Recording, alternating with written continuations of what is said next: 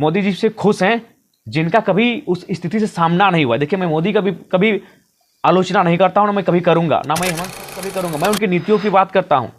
मैं पहली बात तो प्रार्थना करता हूँ किसी परिवार के साथ ऐसी घटना ना घटे जो भक्त बन के बैठे हैं सरकारों के, जो आज एजुकेशन पे बात होनी चाहिए, जहां हेल्थ पे बात होनी चाहिए थी, और आज आप खुश हैं इंडिया पाकिस्तान के नाम पर। मैं पहले प्रार्थना करूंगा कि आज देखिए, आज जो लोग अंबानी जी के स्टेज पर खान ब्रदर्स को नाचते हुए देखेंगे, वहां भारत की तस्वीर नहीं होती है कि शाहरुख खान, सलमान खान और आमिर खान एक स्टेज पे नाचे, आपने भारत को वहां देखा? जी नहीं। अगर आपको भारत को देखना है तो आप चले जाइए किसी सरकारी अस्पताल पर, धक्के खा रहे लोगों से मिलिए, जमीन पर अपना बिस्तर लगाए हुए लोगों से मिलिए। आप चले जाइए किसी कोर्ट कचहरी में, दिन भर परेशान लोगों से मिलिए।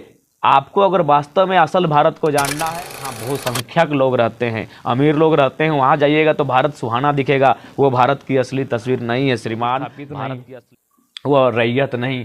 ना उनके पूर्वजों ने झारखंड बनने में आंदोलन किया है। जयराम जी को उनकी योग्यता में शक है क्या? बिल्कुल शक है। आप सार्वजनिक कीजिए, मैंने सवाल किया है, आप सार्वजनिक कर दीजिए। आप भी प्रेस कॉन्फ्रेंस कीजिए और सार्वजनिक कर दीजिए। उनका एप्लीकेशन नंबर सार्वजनिक कीजिए, उनका रिक्वायरमेंट नंबर जो होता है उसको सार्वजनिक कीजिए, विज्ञापन जो भी ये सारी चीज़ों को सार्वजनिक कीजिए और उनकी योग्यता को भी सार्वजनिक कीजिए। कोई दिक्कत नहीं है, सवाल पूछना हमारा अधिकार है, संवैधानिक अधिकार है। और क्यों नहीं पूछे भाई? कत्ल होगा सुनील महतो का, कत्ल होगा निर्मल महतो का, और ललित दास जी अगर यहाँ CSR को देखेंगे जिसमें करोड़ों रुपए की राशि होती है, तो ये झारखंडियों के जख्मों पर नमक छिड़कने के बराबर है। भाषा संस्कृति की बात करते हैं और भाषा आंदोलन का शुरुआत धनबाद बोकारो से हुआ था, तो लोगों का ये नज़र था कि कहीं ना कहीं चुनावी बदलाव भी बोकारो धनबाद से स्टार्ट होगा, लेकिन अभी तक जो है वहाँ पर जो है ज़्यादा बल जो है नहीं दिया गया है चुनावी को लेकर के आपके द्वारा। देखिए, वहाँ हम लोग प्रतीक्षा कर रहे हैं, चूँकि लड़ाई एक अस्मिता की भी है, तो वहाँ हम लोग प्रतीक्षा में है कि बाकी जो बड़ी पार्टियां हैं वो किस प्रकार का पत्ता खोल रही है। उसके बाद हम लोग एक बेहतर रणनीति के साथ धनबाद के चुनावी समर में अपना पांव रखते हुए दिखेंगे। धनबाद गिरिडीह में अभी तक कैंडिडेट नहीं दे पा रही है, तो क्या लग रहा है ये जो केसेस का? देखिए, हम लोग तो अपने आप को इतना भी मियाँ मिठू नहीं बनेंगे, लेकिन सच्चाई है कि ये दोनों जो भी लोकसभा है वहाँ जेबी केसेस मजबूत है और कोई भी पार्टी इसको इग्नोर नहीं कर रही है, इसीलिए अभी तक यहाँ डिले हो रहा है। आपके पास स्थानीय मुद्दा के अलावा अगर आप चुनाव लड़ रहे हैं तो आपके पास कोई नेशनल मुद्दा है? रोजगार? बिल्कुल नेशनल मुद्दा कैसे नहीं, ज़मीन का मुद्दा नेशनल है। हर किसी को ज़मीन चाहिए, जो इंसान है उसको ज़मीन चाहिए। हमारा मुद्दा ज़मीन का है। हमारी ज़मीनें आज जिस प्रकार से दोहन की जा रही है, जब हम अपनी ज़मीनों की चर्चा करेंगे तो उस चर्चे से बाकी राज्य के लोग प्रभावित होंगे। बिल्कुल नेशनल मुद्दे हमारी विचारधारा है, हमारी आइडियोलॉजी। हम लोग सामाजिक न्याय की बात करते हैं। अभी उदाहरण के लिए आप देखिए, रिहाना का आप लोग भी चर्चा कर रहे थे। भारत के युवा इसलिए खुश हो रहे हैं कि रिहाना ने कभी स्टेटमेंट दिया था कि भारत एक गरीब देश है, लेकिन अगर प्रैक्टिकली सोचा जाए तो रिहाना का स्टेटमेंट गलत नहीं था। मैं आपको कुछ आंकड़े दिखाऊंगा क्योंकि आप सभी पढ़े लिखे हैं, मासकॉम के छात्र हैं। चूँकि हमें ख़राब लगा कि हमारे देश को गरीब कहा, लेकिन एक बात है कि कभी कभी भावनाओं से बाहर आना चाहिए। देश प्रेम होना अच्छी बात है, लेकिन अंधभक्त नहीं होना चाहिए। इसलिए कभी अगर उसने कहा भी अगर गरीब देश, तो हमें कम से कम फैक्ट चेक करना चाहिए था। मैंने भी फैक्ट चेक किया और ये इंटरनेट से मैंने निकाला। इसमें लिखा है कि भारत की बात करें तो हंगर इंडेक्स में भारत 121 देशों में 107 नंबर पे है। रिहाना कोई गलत नहीं भैया। आप भले ठीक है वो विदेश की लड़की है, आप उसका मजाक उड़ा लें, आप उसकी आलोचना कर लें, आप उसकी ट्रोल कर लें, आप उसको एक स्त्री होने के नाते और भद्दी भद्दी बात कह लें, कोई आपत्ति नहीं है। लेकिन जब उसने कहा है कि भारत एक गरीब देश है, ठीक है भारत में अमीर लोग रहते हैं, नो डाउट, बहुत अमीर लोग रहते हैं, अंबानी अडानी जैसे दुनिया में मशहूर लोग रहते हैं, लेकिन जेनविन में अगर बड़ी आबादी गरीब है भारत की, उसने बड़ी आबादी की बात कही, अंबानी अडानी की बात नहीं कही है। और अंबानी अडानी की बात क्यों करेगी भाई? उन लोग तो सफल लोग हैं, सक्सेसफुल लोग हैं। इंसान वही जो गरीबों की बात करता है। तो भारत बड़ी आबादी गरीब है और ये आपका इंडेक्स कहता है। इसको मैं आगे और भी दिखाना चाहूँगा। इसमें आगे बहुत सारी चीज़ें लिखा गया है कि देश की सर्वोच्च अदालत के सामने 18 जनवरी 2022 को जब भारत सरकार की ओर से और हमारे अटॉर्नी जनरल होते हैं उस समय थे के वेणुगोपाल ने कहा था कि भारत में एक भी मौत भुखमरी से नहीं हुआ। चूँकि सरकार के आंकड़े हमेशा फर्जी होते हैं, आप भी जानते हैं। उसी समय जो बहुत सारे लोगों ने अपना ग्राउंड रिपोर्ट देना शुरू किया तो उसमें एक जो चीज़ें सामने उभर कर आई वो बहुत ही भयावह स्थिति थी। और जब हमने झारखंड को पाया गया तो झारखंड दूसरे पायदान पर था मैंने भूख से मृत्यु के मामले में। और हमने क्या और एक कहा कि भाई आज वो अपने इस बात का खुशी है कि आपने उसे नचवा दिया, लेकिन आपने उसे नचाने में कितना खर्च किया आपको आइडिया है? 74 करोड़ खर्च किया। देखिए ये चीज़ें आप ठीक है, आपके देश के प्रति उसने अगर ऐसा शब्द कहा, आपने आलोचना की, लेकिन थोड़ा सा आपको यथार्थ में सोचना होगा। आपने कितना खर्च किया? 74 करोड़। मैं आपको 2020 का आंकड़ा दूंगा, ये आज तक का आंकड़ा है। 2020 में भारत देश में 81.11 यानी मान के चलते 81 लाख लोगों की मौत हुई थी, मतलब इलाज के दरमियान। उसमें से 36 लाख लोग मतलब इलाज सही से और समय पे नहीं मिलने के कारण। देखिए, चोट किसी को लगता है, किसी का माथा में लगा तो चलिए उसका नो चांस है कि मर जाएगा, लेकिन बहुत ऐसे लोग जिनको बचाया जा सकता था और उसमें 36 लाख लोग हैं। 36 लाख का आंकड़ा श्रीमान मायने रखता है।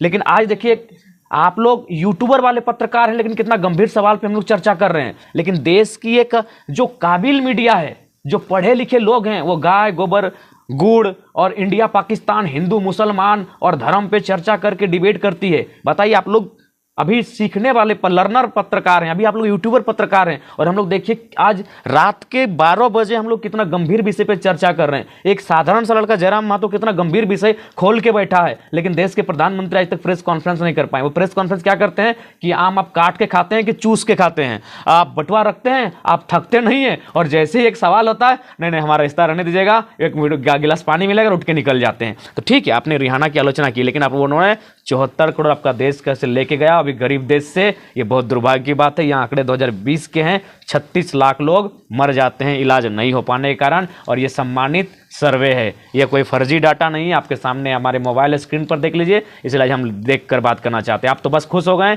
कि रिहाना आके नाच गई, 74 करोड़ खर्च हुआ।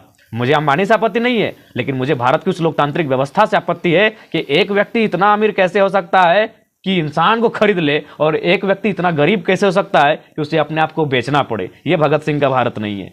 आपको तकलीफ होगा, होने दीजिए, आपको तकलीफ होता है, होने दीजिए, मुझे आपत्ति नहीं है। अगर आप सच में भगत सिंह को मानते हैं, आप युवा हैं, आप पत्रकार हैं, चाहे जो भी हैं, लेकिन उससे पहले आप भगत सिंह को मानने वाले लोग हैं, तो आपको भगत सिंह का वह कथन याद रखना होगा कि कोई इंसान इतना अमीर ना हो कि दूसरे इंसान को खरीद सके, और कोई इंसान इतना गरीब ना हो कि अपने आप को उसे बेचना पड़े। आज तो भारत में दोनों चीज़ हो रहा है, कोई किसी को खरीद भी रहा है और कोई अपने आप को बेच भी रहा है। देखिए, एक्चुअली है ना, ये वही लोग ये माने मोदी जी से खुश हैं जिनका कभी उस स्थिति से सामना नहीं हुआ। देखिए, मैं मोदी का भी कभी आलोचना नहीं करता हूं, ना मैं कभी करूंगा, ना मैं हेमंत सोरेन जी की आलोचना करता हूं, ना कभी करूंगा। मैं उनकी नीतियों की बात करता हूं।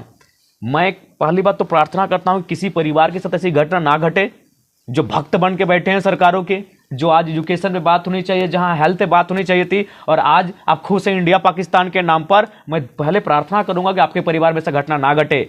आज देखिए, आज जो लोग एक्चुअली जो लोग अंबानी जी के स्टेज पर खान ब्रदर्स को नाचते हुए देखेंगे, वहां भारत की तस्वीर नहीं होती है कि शाहरुख खान, सलमान खान और आमिर खान एक स्टेज पे नाचे, आपने भारत को वहां देखा? जी नहीं। अगर आपको भारत को देखना है तो आप चले जाइए किसी सरकारी अस्पताल पर, धक्के खा रहे लोगों से मिलिए, जमीन पर अपना बिस्तर लगाए हुए लोगों से मिलिए। आप चले जाइए किसी कोर्ट कचहरी में, दिन भर परेशान लोगों से मिलिए। आपको अगर वास्तव में असल भारत को जानना है तो वहाँ जाइए जहाँ बहुसंख्यक लोग रहते हैं, अमीर लोग रहते हैं, वहाँ जाइएगा तो भारत सुहाना दिखेगा। वो भारत की असली तस्वीर नहीं है श्रीमान। भारत की असली तस्वीर देखना है तो आपको ऐसे जगहों पर जाना होगा जहाँ असली भारत रहता हो। अब चले जाइए किसी अस्पताल में, चले जाइए जो सरकारी है, आज आपको पता चलेगा। अभी तो चाची में आज घटना घटा, जो लोग भारत को देखते हैं अडानी परिवार में, जो लोग भारत को देखते हैं अंबानी के बेटे की शादी में, जो लोग भारत को देखते हैं करीना कपूर का बच्चा होगा, विराट कोहली का बेटा का नाम क्या होगा, उनको जाके देखना चाहिए। आज तो चाची में एक एक्सीडेंट होता है, उस परिवार की कमाने वाले व्यक्ति की मृत्यु हो जाती है। आज क्या होगा उस परिवार की स्थिति? वहाँ भारत दिखता है कि अगर वो परिवार का शख्स चला गया तो वो अब स्ट्रॉन्ग कैसे होगा, वो अपने आप को बैकफुट पर जो फील कर रहा है वो फ्रंट पे कैसे आएगा, वहाँ भारत को देखना चाहिए। ऐसी अनगिनत घटनाएं घटती है, तो इसीलिए हमें नज़रिया बदलने की आवश्यकता है। अगर जयराम महतो जैसे युवा, मैं अपने आप को, मैंने कभी नहीं कहा कि शरीर, मैं एक विचार के रूप में अपनी बात करता हूँ। जब हमारे जैसे विचार रखने वाले युवा सदन में जाएंगे और सदन पर गंभीर चीज़ों पर चर्चा होगा तो मुझे लगता है भारत बदलेगा। आज आपने बिल्कुल, आज लगभग हमारे फेसबुक के जितने फ्रेंड थे वो तो बड़ा मजा ले रहे थे कि 74 करोड़ में रिहाना को नचा दिया, लेकिन उनको आंकड़ा देखना चाहिए कि इस देश में 2020 में 36 लाख लोग इलाज ना होने के कारण मर गए। इसलिए इतनी पैसों की बर्बादी पे जश्न मनाने जैसा माहौल नहीं है। सोचने विषय है कि भारत, इतना अंतर कैसे हुआ भारत की व्यवस्था में कि कोई इतना अमीर और कोई इतना गरीब, ये अंतर कैसे हुआ? ये कौन सा लोकतंत्र है? ये कैसा हमने प्रजातांत्रिक भारत बनाया है? इस पर सवाल होना चाहिए था, डिबेट इन सब मुद्दों पर होना चाहिए था। लेकिन आज देखिए देखिए आज आप जो लर्नर पत्रकार हैं, जो एक छोटे गांव कस्बे से आने वाले पत्रकार हैं, वो इतने गंभीर विषय से हमारी इंटरव्यू ले रहे हैं, लेकिन ये विषय ना आज तक में होना चाहिए था, ये ललन टॉप में होना चाहिए था, ये जो जी न्यूज़ पे होना चाहिए था, ये इंडिया टीवी पे होना चाहिए था, ये एनडीटीवी पे होना चाहिए था। ये देश के तमाम प्रतिष्ठित चैनलों में इस प्रकार के डिबेट्स होने चाहिए थे, चर्चा परिचर्चा होना चाहिए था, लेकिन वहाँ गंभीर विषय पर बात नहीं होती है। वहाँ एक मौलवी जी बैठते हैं, एक पंडित जी बैठते हैं और बस तुम में का खेल शुरू हो जाता है और जनता को बरगलाने का काम किया जाता है। फिर कभी इंडिया पाकिस्तान होता है, फिर कभी हिंदू मुसलमान होता है, और ये तमाम आंकड़े जिन पर भारत को बात करना चाहिए था कि भारत कहाँ है हंगर इंडेक्स में, भारत कहाँ है हेल्थ इंडेक्स में, भारत कहाँ है करप्शन इंडेक्स में, भारत कहाँ है एम्प्लॉयमेंट के इंडेक्स में, इस पर कोई बात नहीं कर पाता है। ये मेरे भारत की तस्वीर है, और असली भारत फिर कहेंगे अंबानी जी के बेटे की जी के जो बेटा का जो शादी हुआ, वहाँ जो तीनों खान थिरके, वो असल भारत नहीं है मेरे भाई। असल भारत है किसी सरकारी अस्पताल में चले जाओ, किसी ऐसे जगह पर चले जाओ जहाँ लोग अपने जीवन को लेकर संघर्ष करते हुए दिखेंगे, वहाँ असल भारत दिखता है। नहीं लगता आपको कि बड़े बड़े देश के चैनल को तवज्जो ना देकर अभी आपके साथ जो मौजूद हैं उन पे आपको फोकस करना चाहिए, क्योंकि इन्हीं की वजह से आज आप इतना आगे बढ़े हैं? बिल्कुल, इसीलिए मैं उन्हीं को इंटरव्यू दे रहा हूँ। आज रात के 12 बजे मैं उनको इंटरव्यू दे रहा हूँ, क्योंकि मुझे मानना है कि ये नौजवान है, इनमें अभी निडरता है, इनमें अभी लोभ नहीं है, ये अच्छा करते हैं। बिल्कुल, अभी तो जो कार्य पत्रकारिता को करना चाहिए था वो यूट्यूबर्स लोग कर रहे हैं, तो इसीलिए मैंने आज तवज्जो दिया है और हमेशा मैंने तवज्जो दिया है, और आगे भी हमारा सम्मान रहेगा। पत्रकारिता का हमने हमेशा सम्मान किया है, क्योंकि हम लोग पढ़े लिखे नौजवान हैं। हमें भी मालूम है कि जब न्याय का रास्ता चारों तरफ से बंद हो जाता है तो पत्रकारिता एक विकल्प बचता है। तो इसलिए आज पत्रकारिता मजबूत होनी चाहिए देश में। और मेरा भी मानना है कि देखिए, पत्रकारिता कभी ये जो होता है ना, इनको विपक्ष की भूमिका में होना चाहिए और हमेशा सरकार की नीतियों को उजागर करना चाहिए, उनके सामने मैनिफेस्टो की चर्चा करनी चाहिए। एक काम पूरा होता है तो दूसरे काम पर चर्चा करना चाहिए था, लेकिन आज देखिए हमारा भारत कहाँ है। हम इसलिए खुश हैं कि रेहाना आके डांस कर गई, गरीब बोल रही थी, लेकिन हमें इस बात का अंदाज़ा नहीं है कि 74 करोड़ रुपए लेके चली गई, जहाँ 36 लाख लोग बीमारी में इलाज के अभाव में मर जाते हैं। जयराम जी, किस तरह से आप गंभीर मुद्दों को उठाते रहे हैं, झारखंड के ज्वलंत मुद्दों को उठाते रहे, और अभी आप देखेंगे अभी एक वर्तमान में आया है विधवा विवाह को लेकर के योजना चला रही है सरकार, उसको बड़े बड़े मीडिया जगह दे रही है, और आप झारखंड के उन तमाम ज्वलंत मुद्दों और गंभीर मुद्दों पर चर्चा करते हैं पर मीडिया आपको जगह नहीं दे रही। इसका कारण क्या है कि आप राजनीतिक हाईजैक करने वाले हैं, इसके डर से? देखिए, इसका प्रेशर है क्या? कारण यह है कि देखिए, हम लोग आइडियोलॉजी वाले हैं, हमारी आइडियोलॉजी सामने बाकी नेता नहीं टिक पाएंगे, बिल्कुल नहीं टिक पाएंगे। कहाँ से टिकेंगे? 50,000 करोड़ की संपत्ति रखिएगा और हमारी आइडियोलॉजी सामने टिक पाइएगा? कभी नहीं टिकिएगा। तो ये लोग जानते हैं कि इस लड़की को प्लेटफॉर्म मिलता है तो दूर का लंबी रेस का घोड़ा है, और स्वाभाविक ईर्ष्या होना स्वाभाविक, राजनीति में स्वाभाविक है। तो हम लोगों को मौका ना मिलने का कारण यही है कि उन्हें लगता है कि जब इन्हें मौका मिलेगा ये बहुत ज़बरदस्त बूस्टअप कर जाएंगे। तो खैर, वो क्या कहते हैं ना, सूरज को काले बादल कितने दिन ढक के रखेंगे, इंतज़ार हम भी करते हैं। सूरज तो एक दिन निकलेगा, उन काले बादलों को चीर कर अपनी उजाला फैलाएगा ही फैलाएगा।